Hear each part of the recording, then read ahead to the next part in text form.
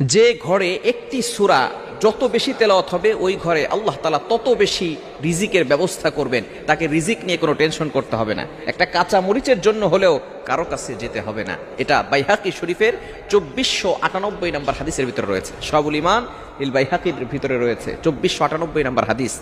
নবীজি সাল্লাল্লাহু আলাইহি ওয়াসাল্লামের সাহাবী হযরত ওসমান রাদিয়াল্লাহু তাআলা আনহু যখন খেলাফত আসলেন, যখন তার শাসনামল চলল, এমন সময় আব্দুল্লাহ ইবনে মাসউদ রাদিয়াল্লাহু তাআলা আনহু তিনি অসুস্থ হয়ে পড়লেন।